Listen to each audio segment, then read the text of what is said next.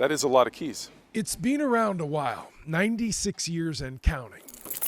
But in all that time, Holy Trinity Church has only one guest with her own stained glass window. It was put up to commemorate the visit in 1951 of a young Princess Elizabeth. They were here for 4 days. There was some pushback from the church's historian when asked if there was some pride in the congregation.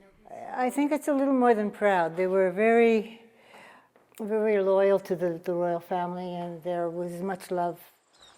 The village of Saint-Agathe-des-Monts is tucked away in Quebec's Laurentian Mountains. The royals spent 4 days of their Canadian trip here.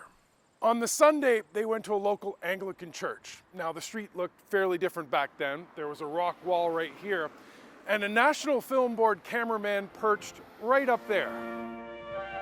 A peaceful interlude in the heart of Christmas card country. It was a little more excitement than the village was used to, complete with choirs and marching band. About 2,000 turned out. Later, an old-fashioned sleigh ride. It was an early snow that year. According to the papers, the couple made a snowman that looked like Winston Churchill. They were given 8 red toques to take home for family, and the Duke helped shovel a man's car out. He apparently didn't know it was the Duke when he asked for help. The couple had a fairly full winter experience. These scenes are incredibly beautiful. Yeah. Well, it is beautiful up here. That's why we're here. Yeah. They came to us out of the sky from across the sea. That 1951 trip was a marathon.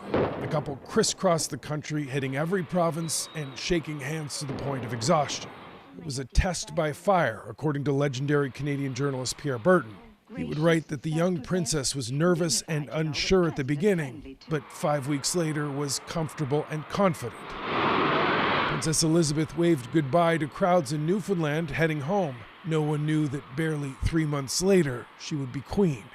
But it's her other positions as a mother and grandmother that they're thinking about at Trinity Church this week. She was very important to her family.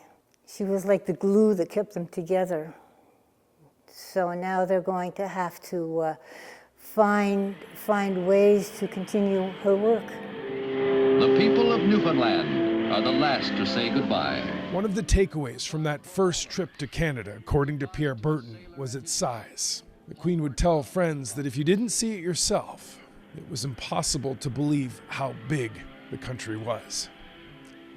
Mike Armstrong, Global News, Saint-Agathe-des-Monts, Quebec.